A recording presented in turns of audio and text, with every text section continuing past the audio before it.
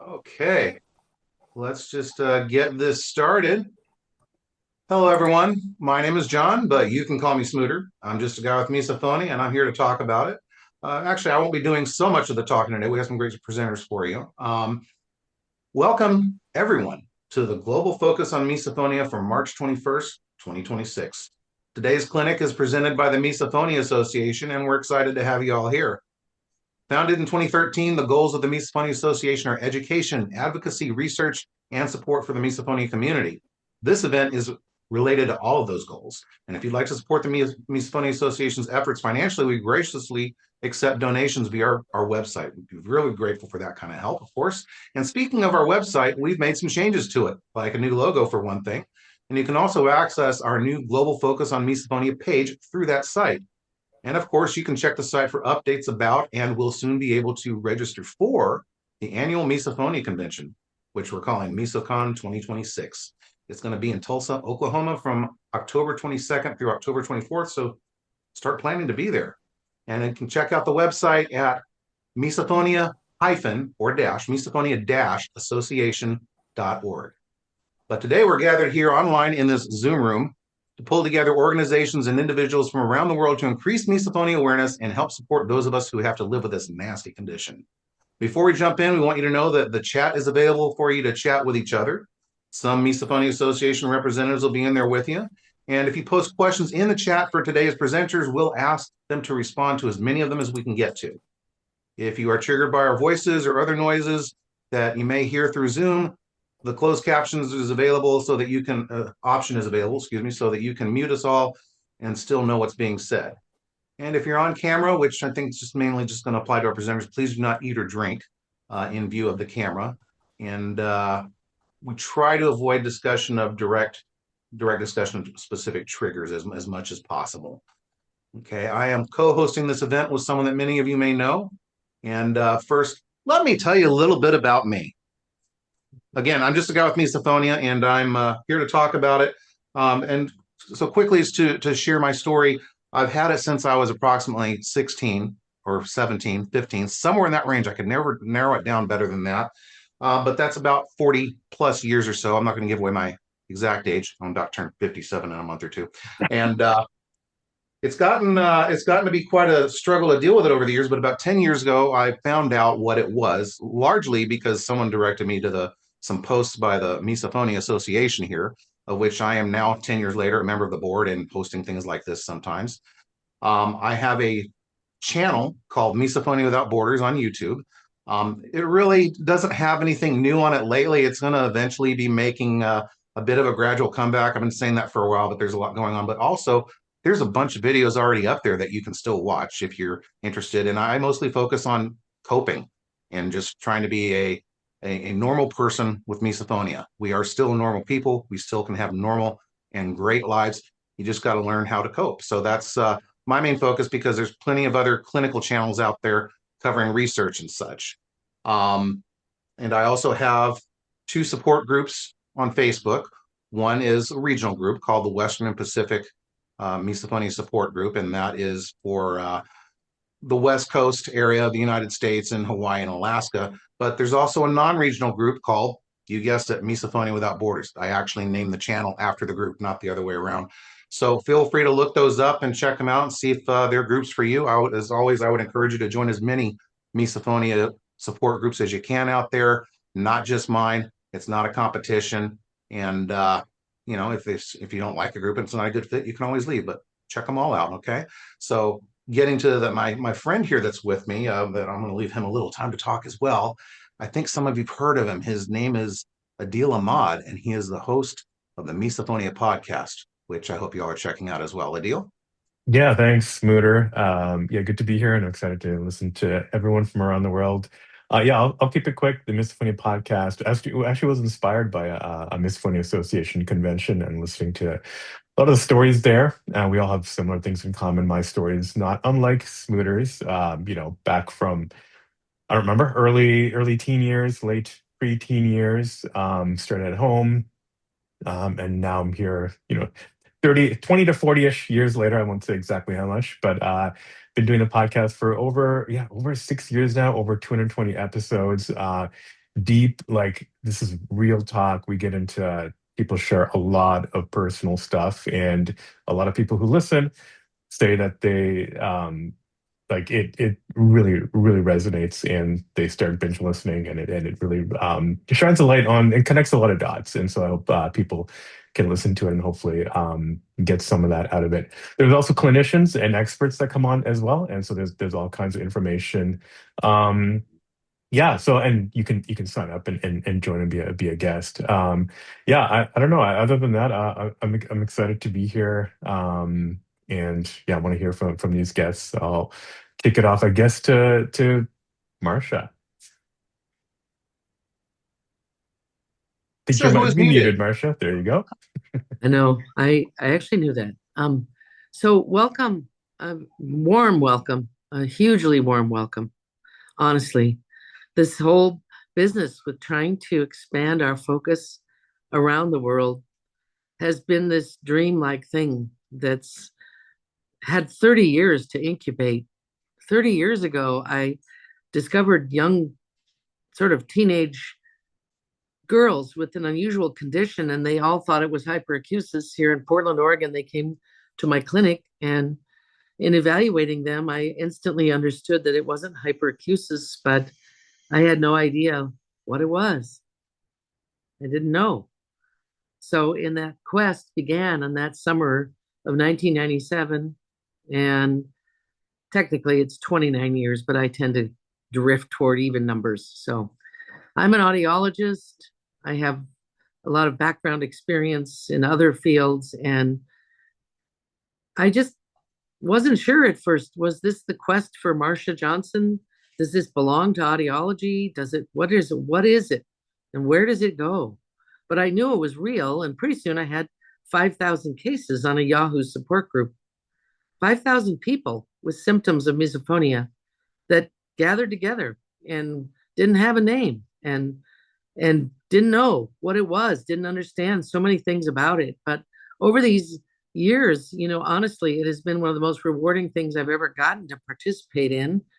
I've been able to share. And so this today, our second meeting of the global focus on misophonia, we are seeking individuals from around the world in different regions who want to share their experience and their situation, whether they're professional clinicians or sufferers or heading up a support group, or we want to hear. And at our first session back in September, we heard from, you guys help me if I forget, but I don't think I will.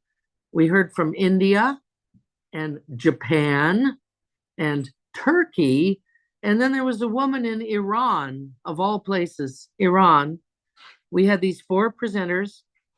It was amazing. It was a thrill. They were so heartfelt and honest, and it really inspired us to keep going. So today is our second meeting, and we had this time 100 people sign up. So we don't know how many will actually come, but we're definitely attracting attention. We hope to do more and more. So what I have done is I have prepared a small slide presentation here because I thought, there's so many people in this world that don't even have a name for this. They don't know what to call it. So I've prepared 9 slides today, simple slides, and I would like to go over these with you. And so we can all start on the same ground rules. If you're tuning in here and you've never attended anything to do with misophonia, you're curious if it describes your situation, these are some fundamental things, okay? First of all, we believe that misophonia is a neurological condition. We don't believe this is just a purely psychological condition like a phobia or something like that. We believe this has physiologic, constitutional elements, and it develops, generally speaking, in early childhood between the ages of 8 years old and 13 years old. And this causes a strong emotional and physiologic response to specific auditory, visual, or even movement, what we call triggers. So let's look at this a little bit more closely just to think of emotional and physiological. That's two different we like to think of it as two different systems in your body, but actually you're one person. So if you get bad news, you might feel really sad or upset and you might cry and your face might get red. And part of that is physiologic and part of it is emotional, mental, psychological. So we do respond as a human being, and that's how, you know, how we work to me. So that's right now, that's kind of a definition. We don't have an official definition yet, just so you understand, because we are still on the entry level of research. And I have always pushed back on early definition before we even understand what this is. And I hope you will agree with me. It is a little bit difficult to go on, but I hope in the long run it'll pay off and our definition will be accurate, because this name, this definition is not very helpful because it means hatred of sound. This was made up by a friend of Dr. Pavel Jastrabov, a name that he created. And the problem is, most people that have misophonia don't hate sound. They like a lot of sounds. They hate only specific stimulations, and there's more to it than that. There's visual and movement. So we have to have an encompassing term someday. Let's hope for that. Okay, let's go on to slide 2. What causes misophonia? I don't know what it is about human beings, but we are definitely hardwired to try to understand why things happen. That's probably the most common question people have when they come to a clinician or somebody they think is an expert. They're like, why did I get this? Where did this come from? And the fact is, we don't really know. I'm sorry, but we don't know. We don't know yet. We might know in the future. To me, after 30 years of practice here, to me, there's clearly genetic components, there's inherited factors, and there's also all kinds of unknowns. And it is a mystery what causes this condition to turn on. Who switches that switch? Who flips on the light? And we'd really like to know. And hopefully, I hope someday we will know. We didn't even really start to do any official research until around 2015. So we're just on the edge of the ocean, looking out there into a vast future of exploration. Hopefully that will answer this question. Number 3, how many people have it? Many people around the world have reported, I've never met anyone else with it. So the people that have misophonia are scattered across the world like a farmer throws grain onto ground, honestly. And we've had some initial studies that show between 5% to 20% of people may experience symptoms of misophonia. So I try to stick to the lowest number, 5%. Let's assume 5% of people all over the world have this, and they've had it for centuries. It isn't something new. So let's assume that if you have 8 billion people in the world, I figured out you would have 200 million people with misophonia. I'm trying to take that in, 200 million people. And recently I made a little map for our Facebook site that shows a world map with little dots scheduled on there represent the 200 million. And it's kind of overwhelming when you look at it. And our job really is to find these people and connect with them and let them know that this is a legitimate situation and that we're working on it and support them. So, and remember that last line, this is the heartbreaking part of this disorder. New cases are born every single day. Newly developed misophonia, and these children who are 8 to 13 years old on average, they just have a day when the switch turns on and all of a sudden they can't bear to sit at the family dinner table or whatever it may be. And it's just heartbreaking. And they don't know at their age what's going on and they can't explain it. They're just miserable or a little miserable, or, they're affecting them. And this is, they don't know how to explain it at their age, and everybody around them doesn't know either.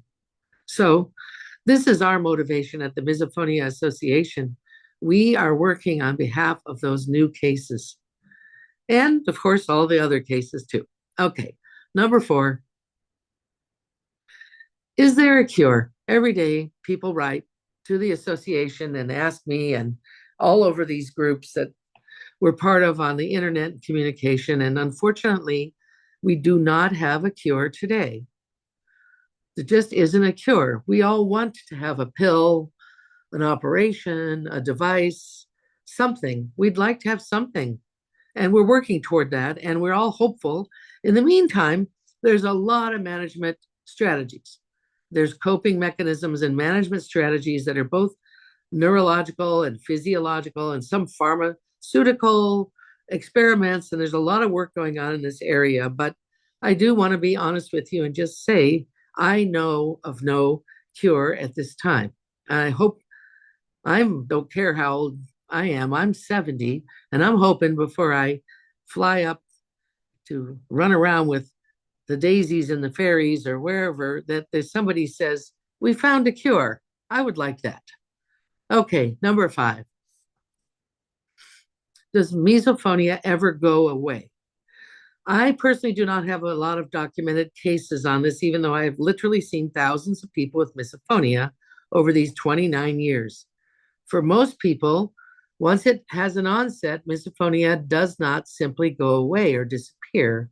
If it does, of course, we probably don't hear about that, and there may be cases. But in fact, over time, a lot of individuals will actually find that they develop more triggers than fewer. So it can start out with 1 or 2 main triggers and then can expand a little bit or a lot, depending on your situation. So that's the little bit of a sad answer to that one. Number 6.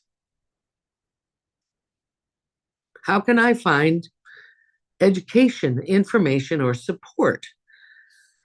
This is what we're trying to do here with the Misophonia Association and the global focus on misophonia. Because, first of all, people almost always feel better if they connect with other people that have misophonia. We know that. Hence, the internet has been a lifesaver because you can join groups. You can be part of a support group. You can choose your flavor, so to speak, like ice cream. You can have ones that are angry about it. You can have ones that are hopeful. You can have ones that share possible treatments in your area. You can have advice from one another on how to deal with situations. There are groups for parents. There are groups for teenagers. There are groups for adults. And, sharing really helps. Sharing with one another. And then we have access, of course, to our professional groups, our associations, and you can access current research, and you can access helpful methods. And again, takes a lot of discrimination, but if you have access to the internet, a lot of these things can happen. They couldn't have happened back in the 1900s when people just had this and they were isolated and they felt very estranged, and it was a very difficult time. So yes, there's hope today with these resources and things we can develop.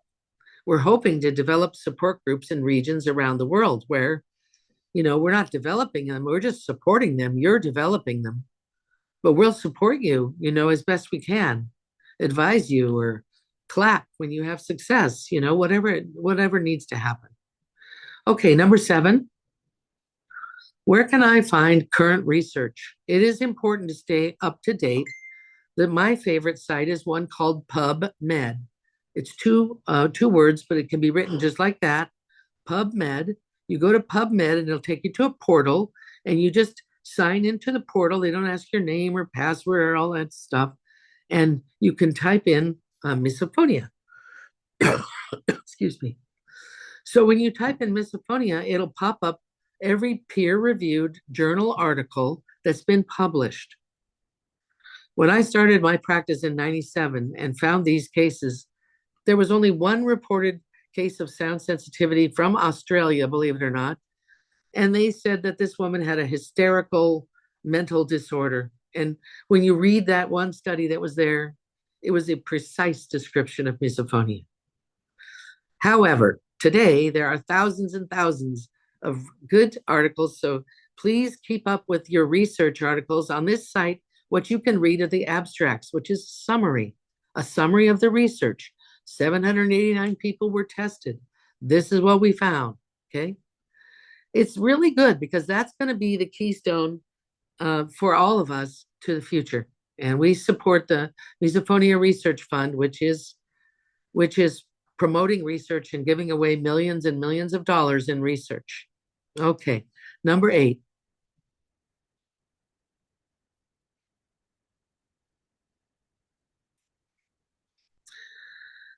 How can you donate? How can you help? Because research demands money.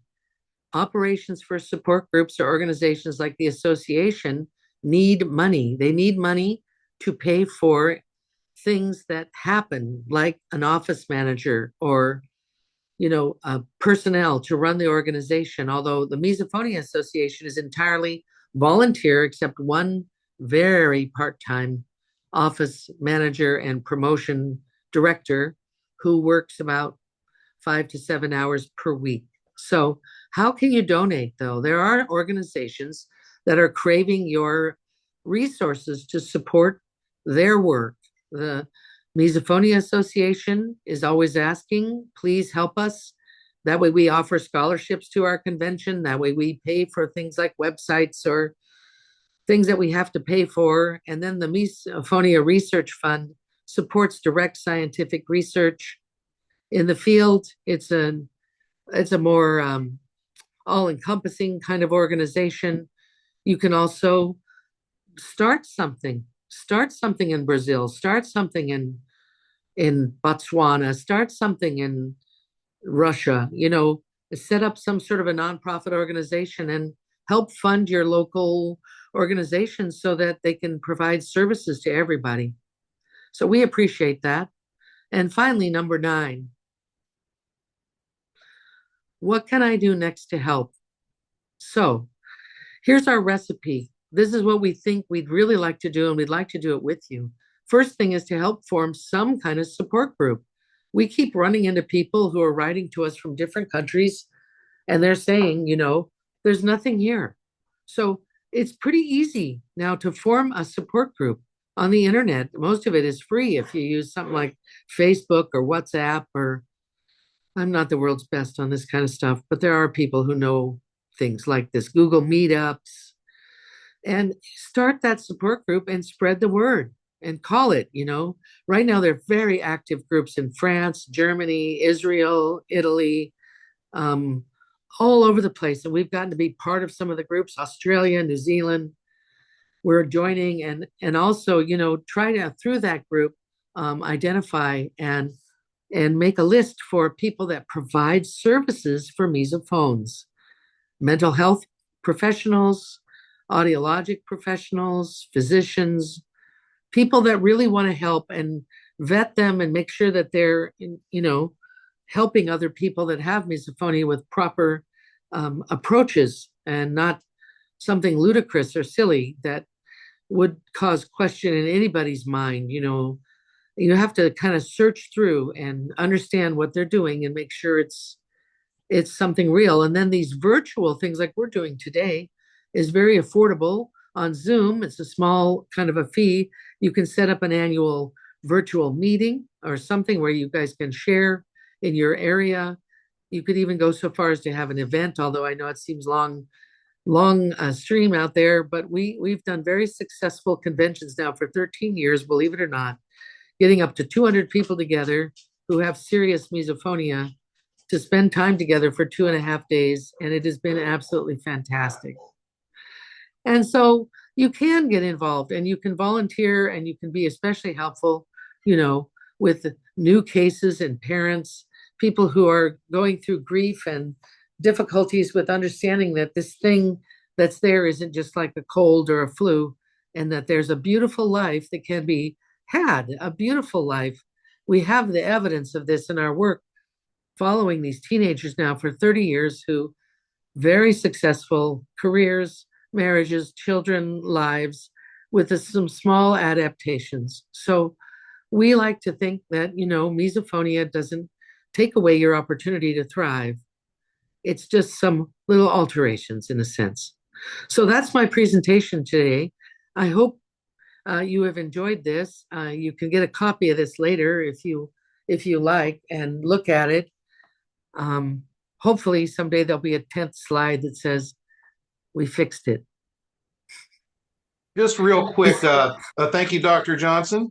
And I want to remind everyone that the chat function is available, and there are at least a few representatives of the Misophonia Association in there with you. If you don't know how to enable that, I'm just going off the version of Zoom I'm looking at. I don't know if it's different elsewhere, but there should be a button on the bottom of your screen that looks like a comic book frame, a text frame from a comic book, and it just says chat.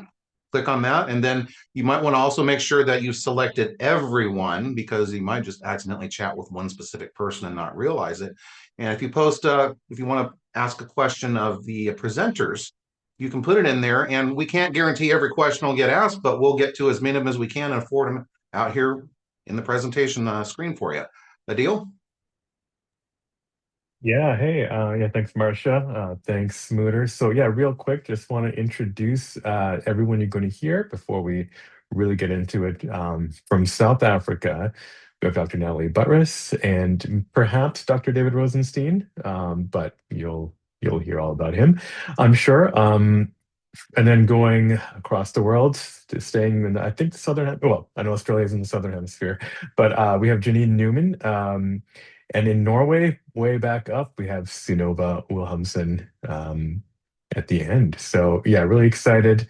Um, Maybe perhaps, well, actually, I should probably read now a little bit about backgrounds. So we're going to start with Dr. Natalie Buttress. She is a 33-year veteran of audiology living in Cape Town.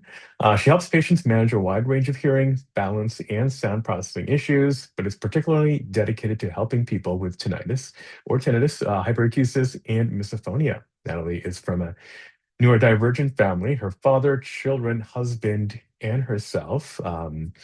30 years ago, she identified her own misophonia as a deal breaker in her relationships. Her curiosity, academic study, and clinical experience have helped her to manage her own life with misophonia more adaptively. And now she supports others to do the same. Yeah, great story. Really excited to hear more about it. And yeah, let's say Dr. David Rosenstein, who will surely hear more about, is a clinical psychologist in South Africa as well. So yeah, please take it away, Natalie. Well, thank you. Hello, everybody, and thank you for having me here. I'm going to share a short presentation from my heart and from my country. And I'd be very happy for people to ask any questions they may want to ask. I'm obviously very aware of the fact that all of us experience our situation differently. So I am working my way through, hopefully not creating any difficulties for anyone, but if for any reason I am, please put it in the chat so that I'm aware of your comfort or your discomfort. So I'm touching base with all of you on misophonia from the Republic of South Africa. And I'm really going to start by talking to you a little bit from a very personal standpoint. Oopsie, I'm sorry about that.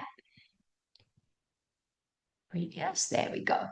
And so I'm going to be talking to you a little bit about my family and how I got here. I'll be extracting some information out of that. So this is my dad, Joe.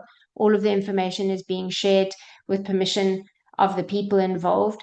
And as you can see, for those of you who understand an audiogram, which is a graph that we create as audiologists to measure the minimum sounds that a person can hear, that audiogram that you're looking at right now has got low pitch where the line is very high up on the graph, and then higher pitch where the line comes down on the graph. And that symbolizes a higher pitch or high frequency hearing loss. I mention this because we often are talking about whether misophonia sits within the boundaries of an audiologist, a psychologist, or both. Is it multidisciplinary? So I'm showing you a little bit about my dad's hearing. And then I'm also showing you a little bit about my dad's assessment on the autism spectrum and the areas in the autism spectrum that are identifiable for people who are experiencing sensory overwhelm. And you can see that color chart there where my dad's stands out in certain areas, and you'll see that noise sensitivity in general, but misophonia specifically is something he struggles with, and he also experiences tinnitus. So my dad's own perspective, as well as his diagnoses, was that he experiences different sensory processing to the average person, and that sometimes those sensory moments for him can create anger or poor emotional management or expression in relation to sound. In general, he has some challenges related to control, a lot of anxiety, and the need to keep the environment very similar and very comfortable and very routine. And if he meets something that's hard for him, there might be times where he acts out. But as you'll hear as we go through my presentation, all three of the people that I'm going to speak to you about have had turning points. And for my dad, it was quite late in life where he was identified to be on the autism spectrum.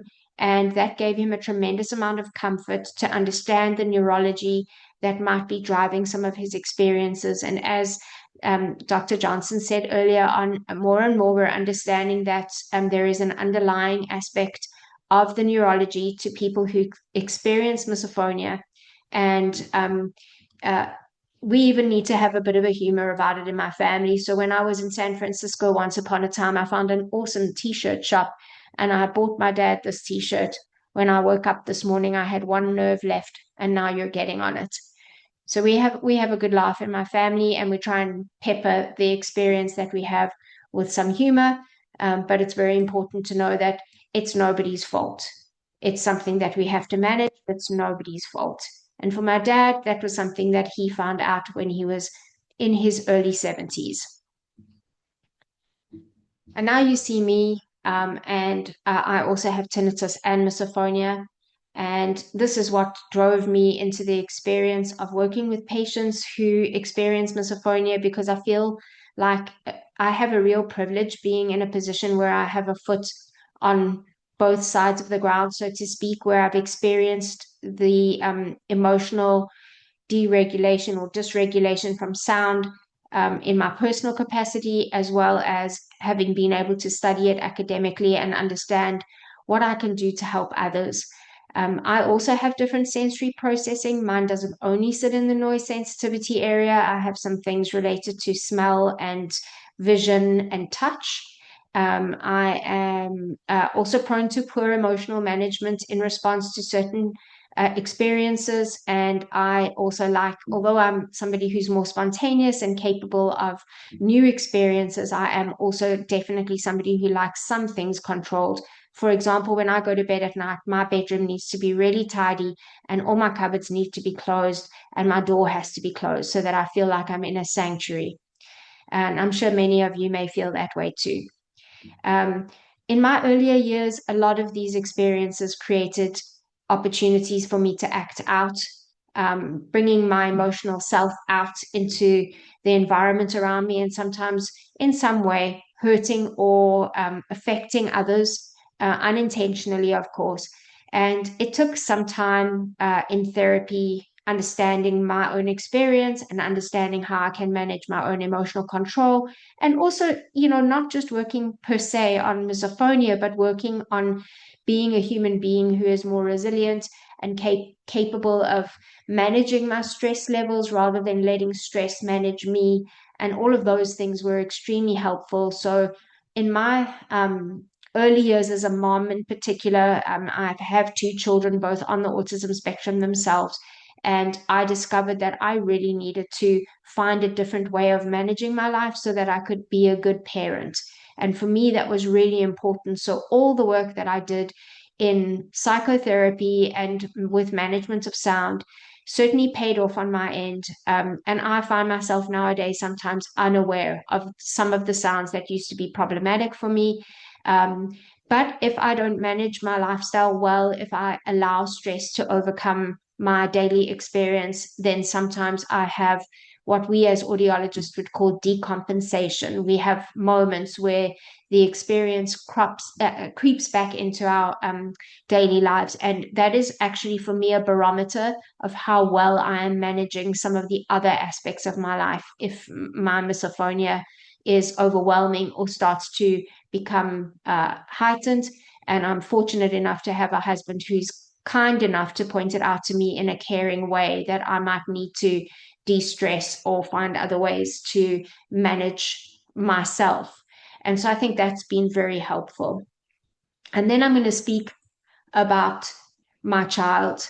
So Aaron was born biologically female, is on the autism spectrum, and is a transgender male. And it was a very interesting experience as a mom to understand all the connections between, in our case in particular, and I'm certainly not indicating that everybody with misophonia would be similar. We are heterogeneous, meaning we're all different. And that's why it's so important to be with a team or therapist or practitioner if you are visiting someone for help who understands your individuality and takes the time to get to know you.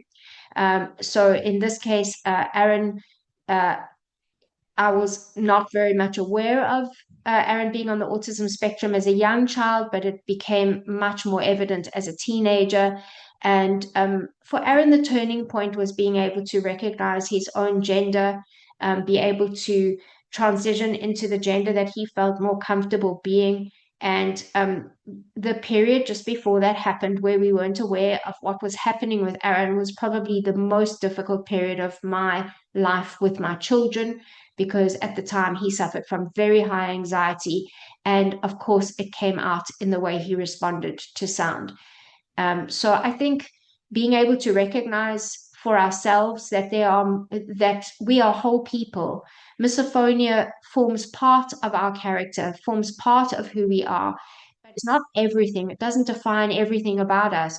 And being able to look holistically at the other parts of ourselves as human beings allows us to ensure that we support health and we support wellness, and that in turn is an important area or an important way to create comfort with sound.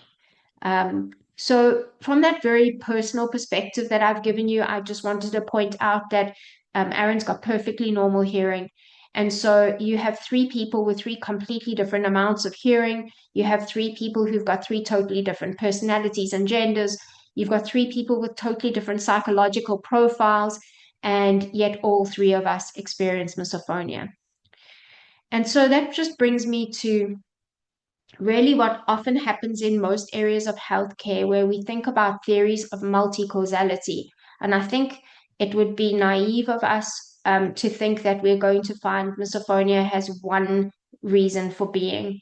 I think, like many of these things, there are multiple theories, and therefore, and because there are multiple sources.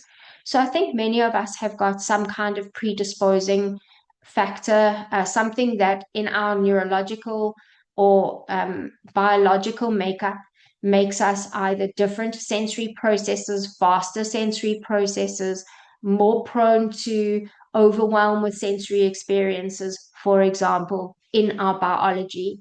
And then sometimes we have a precipitating trigger in our lives, and it doesn't necessarily have to be sound per se, but often it is a very stressful or traumatic experience that is around the time of sound being difficult to manage, difficult to push out, or difficult to separate ourselves from.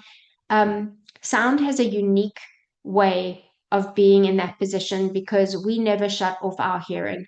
Even when we sleep, our hearing is awake, looking at our environment for us, and it is integrated into our fight and flight response in order to keep us safe, so that if we hear something, we can respond to it, which is supposed to be very helpful. But sometimes we have a fight and flight response to something that is not harmful. And often it is in the development, it may be something that we are unaware of, but it becomes a precipitating trigger for us to experience misophonia. And then, very importantly, in the way that we work with both patients and ourselves, is to evaluate what might be perpetuating that stress response. And that is how we identify where the turning points are for us. How do we somehow find the moment where we can change the trajectory? And changing the trajectory is not about becoming free or completely unaware of sound and misophonia all in one go. It's about shifting the needle very gradually and allowing the improved experience to help us improve further. And so it is very often not an overnight experience, but a therapeutic experience that we commit to for a period of time to actually find the right route for each person. It's an individual process. So because of this wonderful invitation to participate from South Africa, I took a few stats in mind just to share with you guys. And I'm going to be just chatting a little bit about the things I asked in my informal survey of some of my colleagues. Over 200 colleagues of mine were involved in the survey, but it was definitely an informal one. It was a poll on a WhatsApp group that I belong to in my country. So to give you an idea, in South Africa, we have got 947 pure audiologists registered from 2023 statistics. Unfortunately, there aren't any stats available for right now. And 1,616 dual qualified, that means both audiologists and speech therapists. And out of the 200, so of course I did not poll absolutely everyone in the country, but out of the 200, there were 7 audiologists who are testing the hearing of misophonia patients. I think this is important because it also helps misophonia patients identify whether there is or isn't anything related to their hearing pathway, and that can be helpful. And when we say hearing pathway, we move on to the next step, which says there are 5 audiologists who assess auditory processing in people with misophonia. Sometimes auditory processing therapy can be very helpful for people with misophonia because it is different sound processing, and some sound processing can be strengthened. Strategically, one can look at some things that we do better and some things that we aren't as strong at, and one can strengthen some of the techniques and capacities that we have to process sound.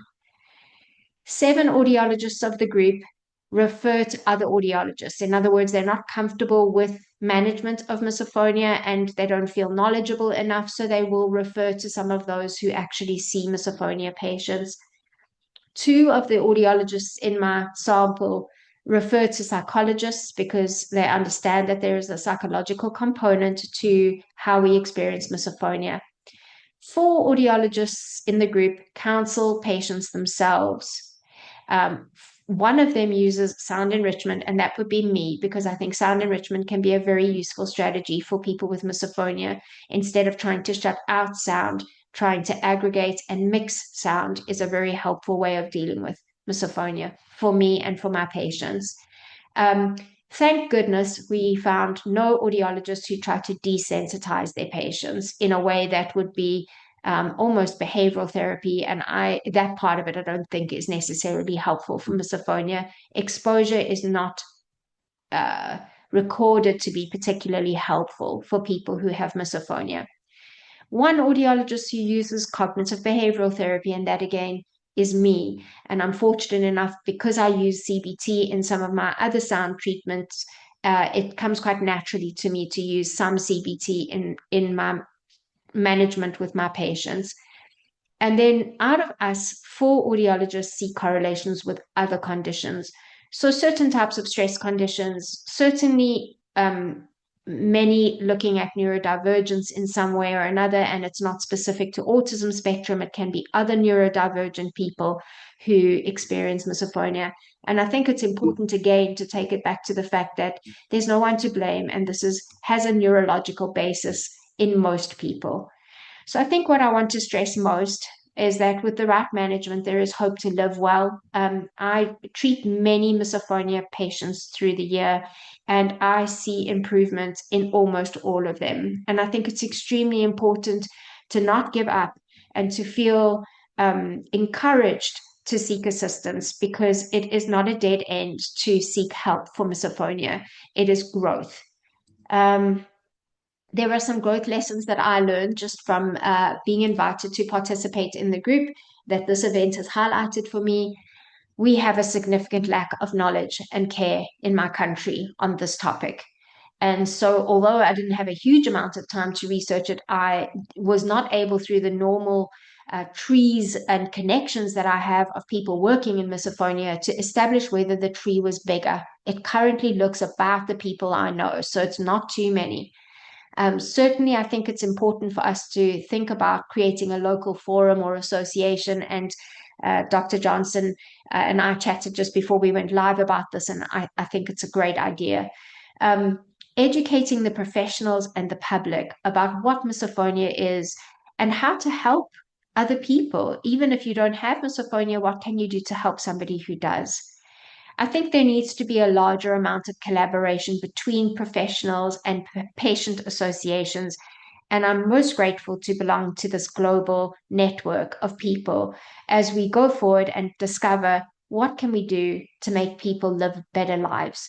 And for me, that's the answer. It's my passion, it's my dedication, it's what I'm committed to, and I'm really, really pleased to make the connection with others. So if anybody would like to ask me questions, they're extremely welcome to. And that is my presentation for today. Awesome. Yeah, thank you, Dr. Buttress. Yeah, and I just want to, I'm grateful for a lot of the things you said there, but something that comes up on on the podcast a lot is that, yeah, hearing is kind of our first line of defense, and it makes sense that it would be the first. You can never turn it off. You can close your eyes, you can close your mouth so you don't taste something, but you can never, even if you close your ears, you can never fully shut out sound. So I think there's something there that needs to be researched more. But I'm glad that experts like yourself are calling that out. Yeah, that was a great insight. Well, I guess I think we have time for questions at the end. I think But so, yes. yeah, but maybe we can move on to Australia. Australia, And yes.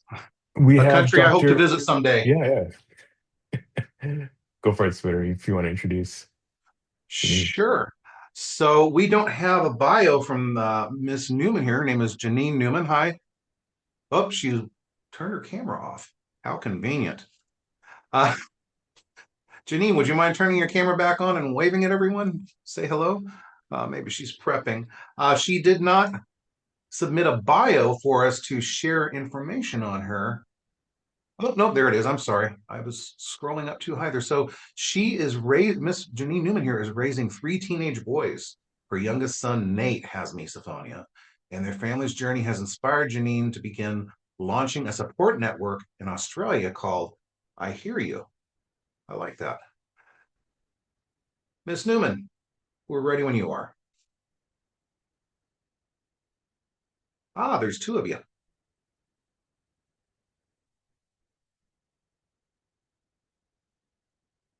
You are muted.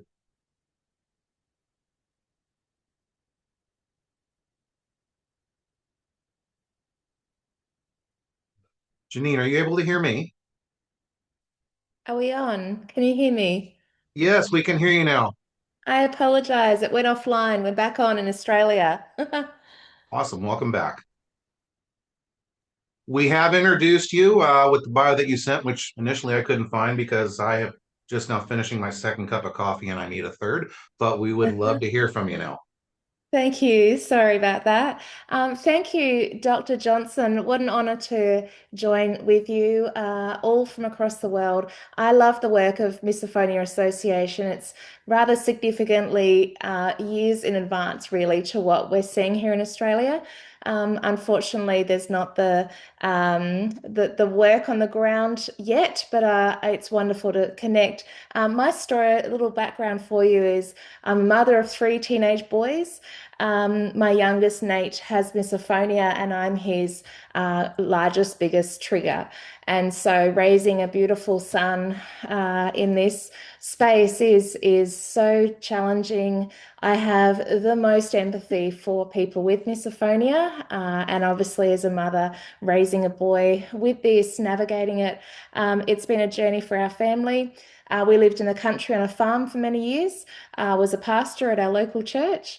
And we've moved to the city. We're in Adelaide, South Australia now, and it's here that I'm a celebrant now, and I love this. But moving to the city, I really felt this, I guess, urge to start up a support network. And I looked across the nation, and I just couldn't see anything really developed. And so I thought, well, I'll found something myself. And so I'm calling it I Hear You, which is really my heart. You know, I see you, I value you. And so it's really about support. There's some incredible research happening. I feel around the world there's some incredible advocacy, and I love that in the States you have grants going to university students and scholarships and conventions and conferences. These are all things I'd love to see happen one day here in Australia, but where it's early days, we are setting up officially as a non-for-profit organisation, and we will see as that develops. We feel it's important to have support online groups in person and virtual to reach across Australia. And I love the idea of gathering teenagers together, gathering those with misophonia, gathering family members joining this as well, bringing in guest speakers from around the world as well to equip and guide through this journey of misophonia life. Um, Living in the country is very isolating. So for our journey for 5 years, we just learnt as we went, and we really didn't have any support at all. And so it was a long journey of discovery. And for me, my heart is simply to help others that are in this space and be that person across the table, in a sense, of a person I would have loved to sit down with and talk about it and learn from. So I hear you will be landing some stage in the next month, probably. What else? Some fun facts for you in Australia. I did a little research. Interesting, 5% is the, I guess, number quoted as to how many experience misophonia across a nation, really, whether it's America or Australia. And Dr. Johnson said earlier, up to even 20%. So really, it's hard to pinpoint numbers, but this, people are affected in that space. I've got no doubt in areas of neurodivergent sound-related conditions. And there is definitely an awareness growing here in Australia, but it feels like every conversation I have with someone that hasn't heard of this term misophonia. And so really it is equipping. I feel like there's been a lot of children and adults even misdiagnosed through the past, but I'm believing that misophonia will become more well known. I know there's a Misophonia Day that I believe began in the States, and I'd love to see that really brought to life here in Australia. Um, so yeah, there's a long way ahead here in Australia. There is a growing focus on sensory-friendly environments here in Australia, which I love. You can go into cafes and have quiet spaces. Shopping centres sometimes turn all the music and the lights down for moments where people can come in and food shop in a quieter space. So we're definitely seeing more of this, where there's kids' play centres having quiet zones in classrooms and kindergartens. More spaces are created to accommodate people who need quiet space. And even in high schools, we're seeing children now being able to wear their headphones and earbuds and just cope and need these things.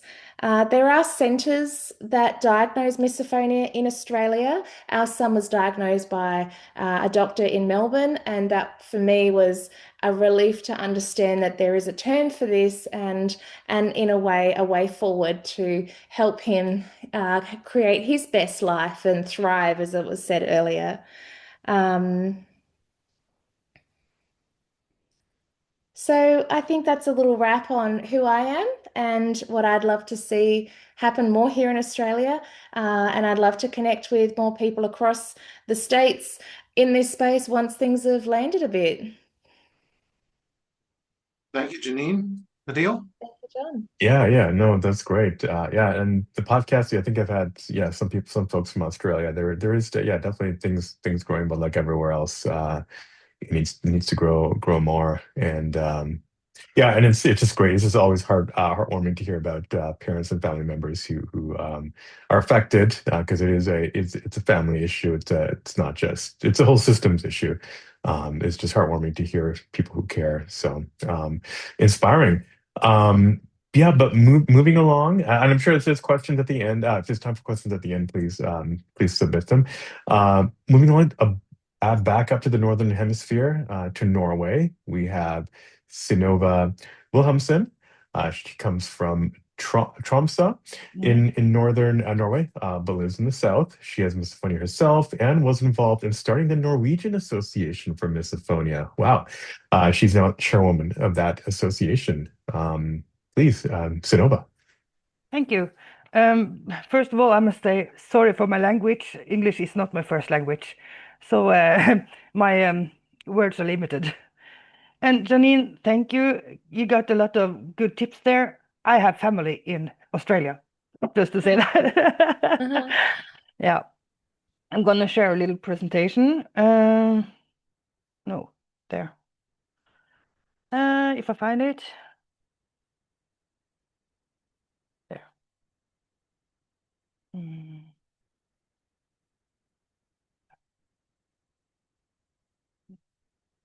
I don't know if it's how do I there, I guess. Are you seeing the presentation?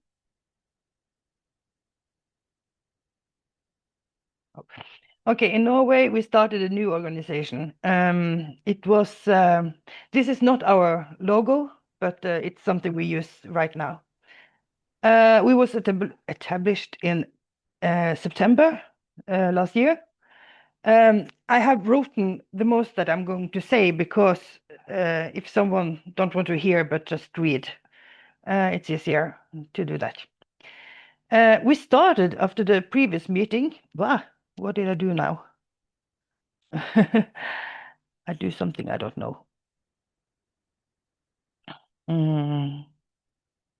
What's happening here? It looks pretty good. We can read that.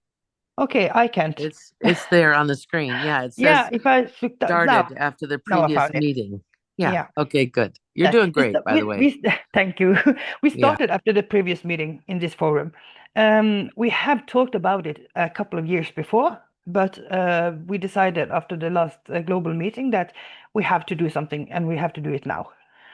So therefore we started. Misophonia Norge is the Norwegian name. Obviously it means Misophonia Norway. We worked hard to get everything right and didn't start accepting members until a few weeks ago. That's because it's a lot to do in the background before we could start. So now we have 16 members, but we hope to have many more very soon. So we just started. So we hope to get a lot of members, and we think we will. The most important thing for us now is to get members.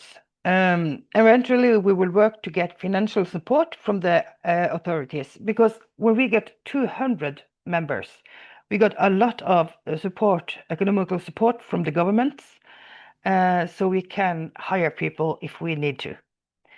Norway have a very good frames for the organizations. We will form different groups, for example, professional forum, and perhaps other that fit the work we want to do. So we have plans, we haven't reached there yet. The most important thing for us will be to be supporters for our members and make the surroundings community as good as possible. We want to have good contact with those who know misophonia professionally so that we can find a good path together and create guidelines for misophonia in Norway, because there ain't any. We are also happy to be part of this global meeting, and it means a lot. It means a lot for us to see what's happening around the world, and that this is not only a problem here, but all over the world. Resources in Norway. We have no official diagnostic code for misophonia. I can see that, but clinical assessment is possible. Validated Norwegian assessment tools exist, but they are nearly not used. There are not very many with the diagnosis, but yeah. Professional competence varies significantly, and the availability of services is uneven across the country. We are not a big country. We only have about 5-6 million people. We are a long country with a lot of small places. So it's a very big job to collect all together because we are so spread. There are no national guidelines, and resources are still under development. And we hope as an organization we can help to make these guidelines, to make the Norwegian, I'm looking for a word, but we hope that Norway can have these guidelines and work together. One question we got was, is misophonia recognized by the public? It's low. Most people have not heard of the term, but many immediately recognize it when you explain it to them. Awareness is growing with certain professional groups, yet overall knowledge remains limited, and there are no national guidelines or public information efforts. There have been something in the media, television and radio. I was interviewed in the radio, and in the end of the interview, when I talked about the triggers and what was triggering me, the reporter just made those trigger sounds, like in the end of the interview. That was the worst thing he could do. So it's a lot of, they don't know what this is. So about me. I'm from Tromsdalen, Norway. So a lot of people around the world are looking for Tromsø right now because it's a huge place for tourism. With my local church, the Arctic Cathedral, and I've grown up with the Arctic Lights. So, but I don't live there right now. I live in the south, but I visit Tromsø very often. I'm 52 years old. I'm mom of twins. They are 25 years old. My daughter have misophonia. My son have not. I'm a singer. I'm a trained teacher, and also worked as a project manager and public speaker the late years. And you should know, you should believe I'm a public speaker but I'm in Norwegian, so I could use keywords on my presentation in in Norwegian, but not in English. I have misophonia myself with symptoms since childhood and clearly from my teenage years. I'm not sure exactly the age, but I remember the feelings getting worse and worse and worse. I cannot eat in the same table as my father. I've done it this last year because my mom died 1 year ago, and then when I'm visiting my father, I have to eat dinner with him, and that's a nightmare. But I have a lot of rock music on my ears when I eat with him, so I managed it somehow. My experience as teacher showed me how important awareness and understanding are. When students learn about misophonia, everyday situations become manageable. And several students later confided that they struggle with sound triggers too. I told my students that you can't make those noises for me. And then some came to me and say, oh, I struggle in this or that subject because the teacher makes these noises. I can't concentrate. What can I do? So yes, it is a problem that a lot of people don't understand what they are doing to others. In my private life, I have faced limited understanding, even within my own family, and have had to develop practical coping strategies to manage meals and social situations. Earlier today, it's afternoon in Norway now.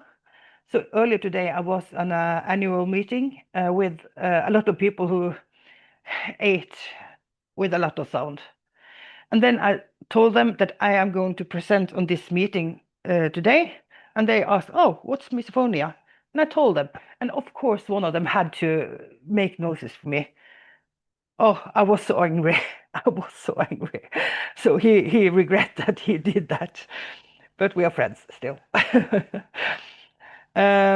Over the years, I have become more open about my condition, and I see how common the reactions are, even among friends who never knew the term. So I hope to get more and more of them in this group. My experiences shows both the need for public awareness and the impact of simple accommodations.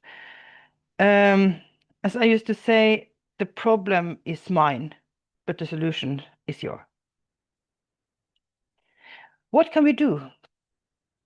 And for me, the most important support is awareness. When people understand misophonia, everyday situations become much easier. Yeah, I often have to tell people because most don't think about the sounds they make. I was taking a blood sample the other day, and I had to tell the woman who did that, please, can you not trigger my misophonia? And she, oh, sorry, I didn't know. So, yeah. Lack of awareness can also be hurtful. I was once interviewed, yeah, that's the radio story. I forgot what I wrote in the presentation. So he ended by making exact trigger sounds I had talked about. That shows why we need better understanding and a change in attitudes. The problem is in me, but the solution is how others respond. Trigger sounds are also common in advertising, which makes many of us switch channels or avoid cinemas where we can't escape. The advertising industry needs to be aware of this, even though films and series have improved a lot. I think it was much worse before. So some areas are better, but not all. There are a lot of commercials with trigger sounds. So I think we as a group have a possibility to do something with that. So that was what I wanted to share. We have social media, Misophonia Norway. We have Instagram, eller Misophonia Norge, Instagram, Misophonia Norge. Email, please email me if you want, post at misophonianorge.no. And we are going to have a website. We don't have the, we don't know how to make it right now, but we're hoping to get help to make a decent website. So that was all from me. Thank you for the invitation, and thank you for all the work you're doing. It's great. It helps us a lot. Thank you, Sunova. Yeah, that's great. So I know there's been discussion in the chat for questions, and there might be some that people have maybe held over to the end. Yeah, John, do you think it's a good time for questions, or Marcia? Do you Yeah, have anything else to say? I would like to ask the first question. Give me a second here. So you, Sonova, am I pronouncing that correctly? Yes, that's great. Okay, great. Thank you. So Sonova, I kind of, as some of you may not realize, some of us are doing some work in the background, so we're not always able to. Not all of us on the association are always able to give our undivided attention to your presentations as much as we'd like. But there were a few things you said that my brain just kind of honed in on. Like you said that you were interviewed by a interviewer on the radio, and at the end of the session, he started making the trigger noises. But what I want to hear is how you reacted to that, and did you do so publicly and on the air? Did you call him out? Did you blow it off? Did you tell him afterwards he was a jerk? How did you deal with that situation? Now, luckily, this was recorded. So the recording was finished. So I just heard the interview later on the radio, and it did not do the trigger sounds to me. But when I heard the interview on the radio, it was at the end. So I wrote them an angry email. Okay. You wrote him out, but apparently he had a little more courtesy than I realized since he didn't do it live in front of you. So Yeah. he gets a little bit of a respect point back there, I guess. So when I found out what misophonia was, I was pretty public about it because I realized that a lot of people around me over the years didn't understand what my problem was, and neither did I. I said, "Oh, it's a weird personality flaw, blah blah blah," whatever I could think of to try to explain it away, and I was completely wrong. And just so you know, I announced it in a meeting, and I was like third person in the chain of command in this department that I worked in at the time, and I just came out with it. Okay, so you guys, probably notice I'm a jerk sometimes, and now I know why.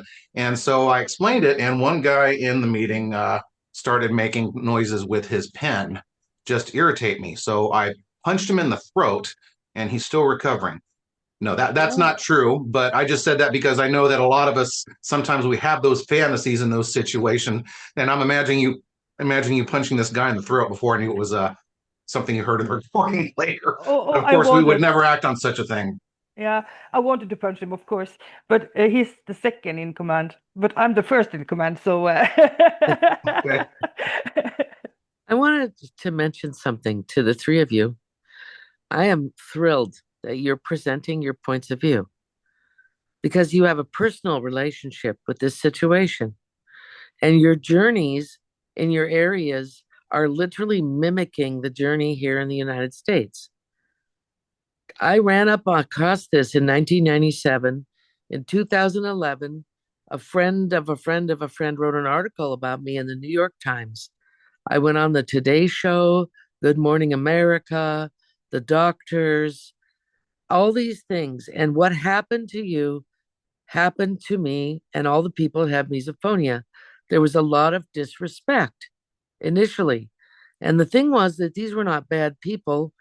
It's just their job is entertainment, and they try to figure out, they don't understand how serious this is.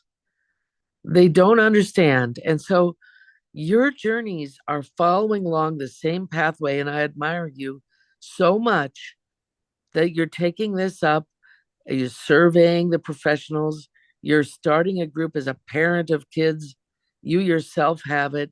I love your logo, by the way, in Norway there. And we need to share that pathway with all these people around the world so they can do it too.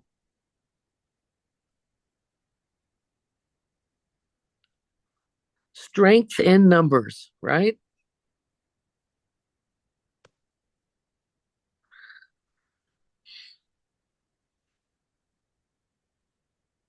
I could just tell from Norway view, we have just started the organization, so we are hoping to get wide in the media, in the society, but we just started, so we have a long way to go. But I'm hoping to get a strong group that can work that together. Well, the three of you have that exactly in common, right? We all still here in the United States, we have a long ways to go, but maybe we have 30 years of chopping away at the tree, It's just we just have to keep working together. And I just want to encourage you. And however we can help you, this international global focus on misophonia web page is a place for you to put this information. These things are going to be posted there, your contact information. We really want to help you grow your country network system in that way. I mean, imagine misophonia prior to the internet.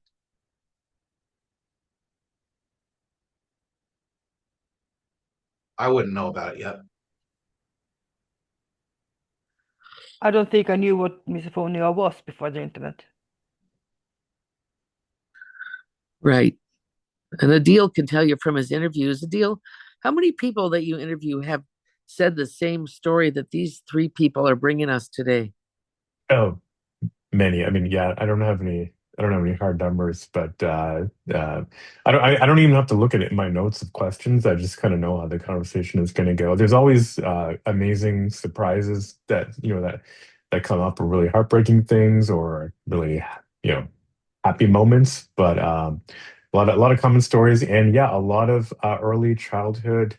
Um, and I think Dr. Byers, you were talking about that, some kind of adverse experience maybe around the time of the triggers. Adverse might be a strong word, but something that the child maybe doesn't understand and needs some extra vigilance through the one sense that you can't block out. And so there's something very, very common there. I wouldn't say it's necessary for everyone, because I do think we're all just we're all complex biologies. There's some genetic or epigenetic component that gets passed down. But yeah, this is a very, very common. All the interviews are very common, but also very different. It's kind of interesting. I encourage everyone to take a listen. You'll definitely relate. And then there's parents that come on as well. So a lot of parents and family members will relate as well.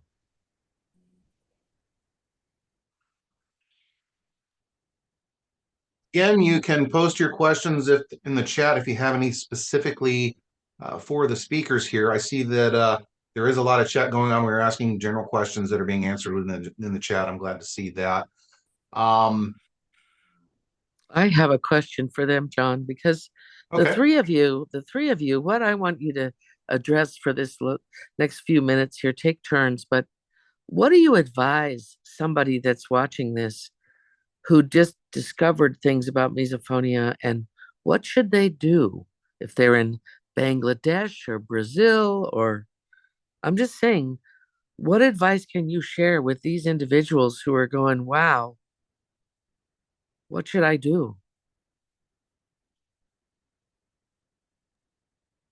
I can start unless the other ladies want to add. Oh, you've got your hand up. You go. No, just carry on. Okay. Obviously, it's a different experience for someone with misophonia to a mother of someone with one. But I felt it was really important for our journey that Nate was diagnosed and went to a professional who completely understood misophonia. It was actually her, I guess, field of training and expertise. And that she unpacked it. She gave the whole clinical explanation of it. She gave us some practical tools. And from there, we saw a psychologist, which was a huge benefit just for my son to, in a sense, debrief his journey and talk about it with someone because I was his trigger. He couldn't discuss this with me. So I would say see a audiologist or someone who can give meaning and understanding to it. Checking out all the websites and information online is a huge key thing. I think it was mentioned earlier, joining misophonia groups. John Smoot has some, I believe, or had, yeah, one or two groups. Like doing a search to align. I think just seeing questions and answers. There was a season for me where I joined all the Misophonia Foundation groups on Facebook. Like I was a part of all of them. And then for me, it was, I guess, discouraging seeing the heartache of people during these and the questions and I don't know, for me in that season, a bit of lack of hope. And so I had to kind of leave the groups because I just found emotionally it was just too challenging at the time. But then kind of now I'm re-entering in and wanting to really help others in this area. So there are a couple of key things. I'd love to add, there were some questions asked also in the chat regarding how to help, especially with children. There were some comments there. I'm going to list just like 6 key things real quick, and then I want the other ladies to contribute to that question.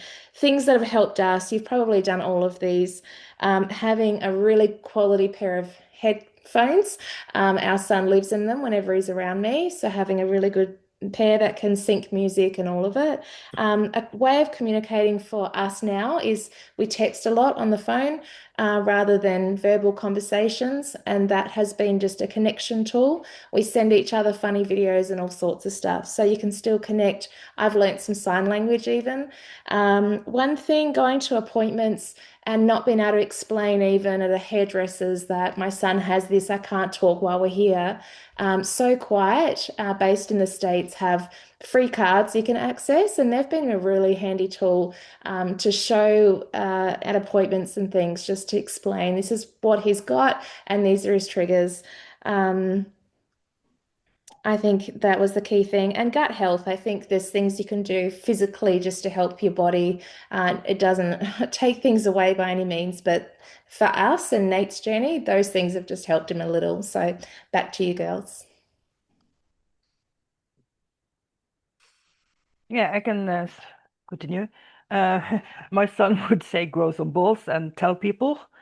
Uh, I because, like your son. I like him yeah, already. me too.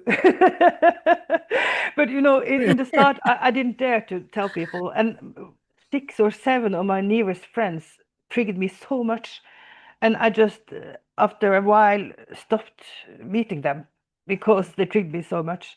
But when I told them, it was so much easier. So go balls and tell people. don't be afraid to tell people. And as I used to say, it's my problem, but yes, it is in me. But the only people who can do something with it, it's you.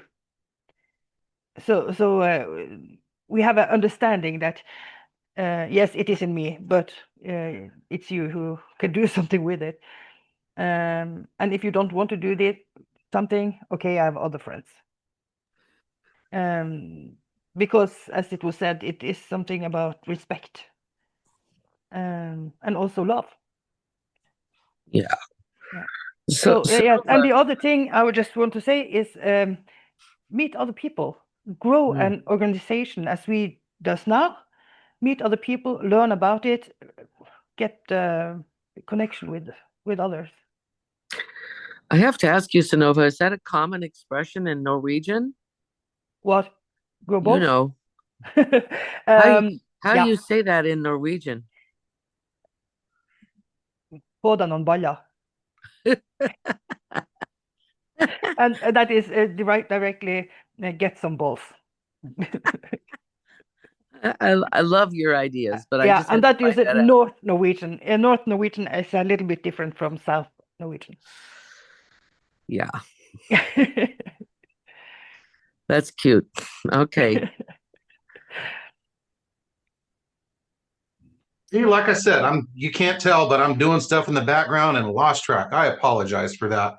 John, it's okay. We're waiting for the third person here. She wants to give a little advice. Okay, Sure. my apologies. Hang No on. problem. Happy to do so.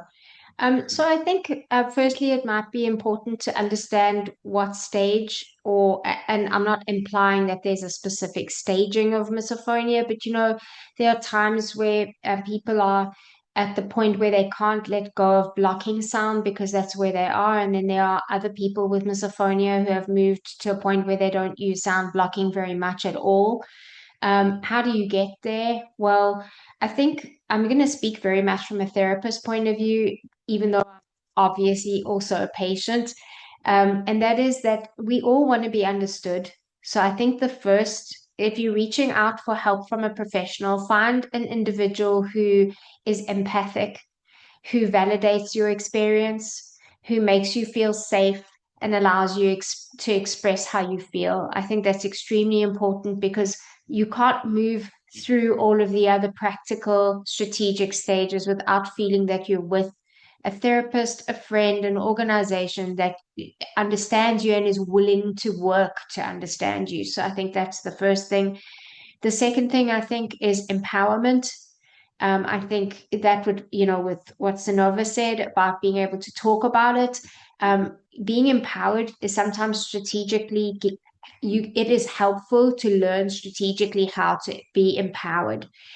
There's a difference between being passive aggressive, being aggressive, and being assertive. So being able to tell people, this is what I need and this is why, please will you accommodate me? I understand that there is something that I am dealing with that is not your problem, but I would appreciate it if you would go out of your way to make my world a better place.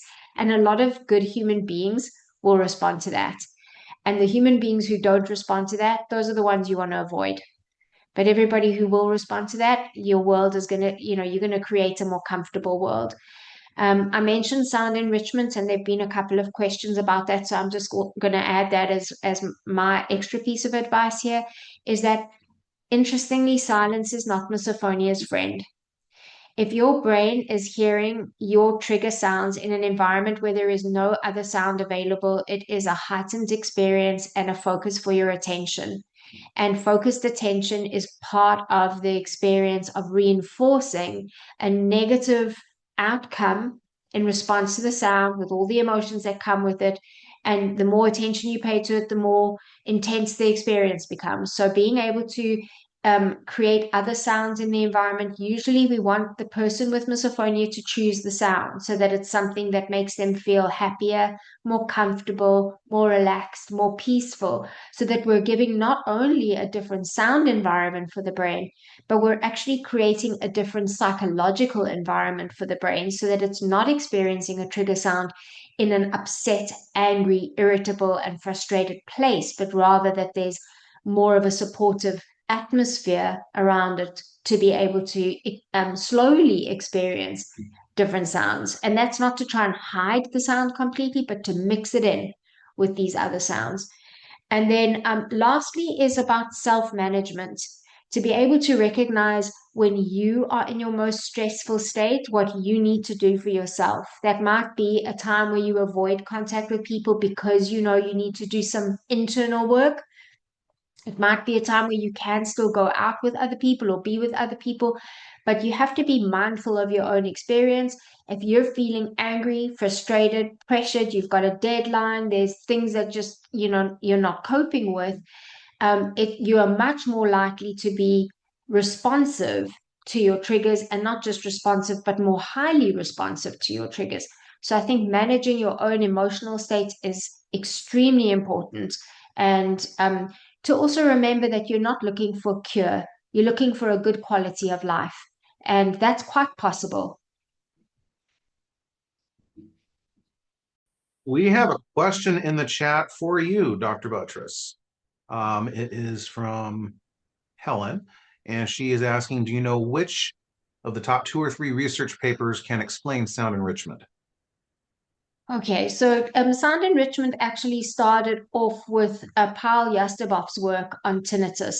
And it was about tinnitus retraining therapy. If you read tinnitus retraining therapy and neuromodulation therapies, the basis of that comes from there. So I'm sorry, Helen, I'm unable to give you the top 2 or 3 just off the top of my head, because it's actually developed into, for probably 30 years now, more or less, it's developed into one of the strategies that we use as clinicians to help people find ways to cope with sound.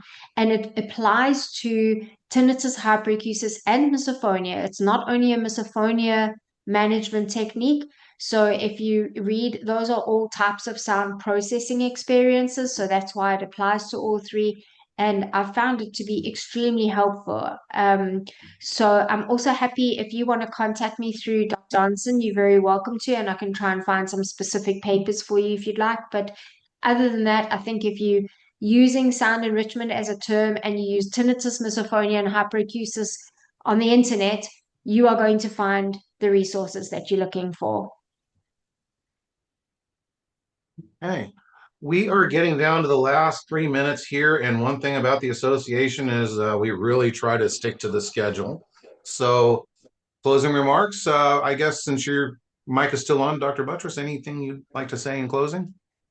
Oh, yeah. I would just firstly like to say thank you for including me, but most importantly to the audience here, please don't give up hope. You can live such a good life.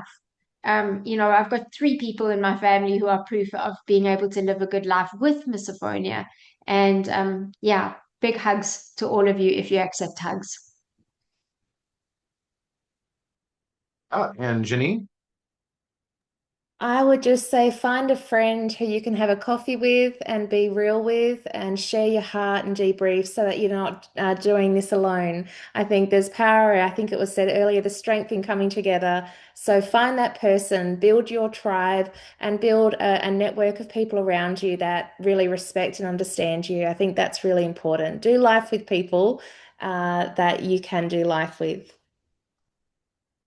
Thank you for that. Sonova, any advice on how to grow a pair that you'd like to share with us? Yes, find other people, find others that you can talk to, spend your time with, make information to the society about misophonia. Okay. Thank the 3 of you. You've been great. We're glad you're here. Thank you to everyone for attending. And Adil, is there anything that you'd like to say in closing? No, this is really enlightening. Yeah, I hope we can all come together around the world. I feel like the misophonia community is not just new, but it tends to kind of silo off a little bit. So it's great to have everyone here. Yeah, thanks again, everyone, and everyone who came in to listen. Okay, thank you all. And last but certainly not least, Dr. Johnson, is there anything you'd like to say in closing? I think Marsha may have signed off to go to work. She said so. Okay, so on behalf of Dr. Johnson, I will just say bye. For the rest of us, again, we're all glad you came. I think this was a great event. I think our next one is coming up in September. I may be mistaken on that. So again, keep an eye on our webpage, Misophonia-association.org, for updates on this, as well as MisoCon 2026 in Tulsa, Oklahoma. Hey, are you guys going to come to that, ladies? Do you I'm pay the getting ticket? laughter. What's that? Do you pay the plane ticket? So anyway, next question. No, would love to have you there if you could make it. I think it'd be a great time to network and further the cause worldwide. We do have some people that come from other countries sometimes, so that's always a good thing. But yeah, keep your eye on the webpage for those updates as well. And again, thank you to everyone for coming. I hope that it's been as enlightening for our attendees as it has been for Adil and Dr. Johnson and myself, and as well as our presenters. And I hope you all have a great weekend. Take care.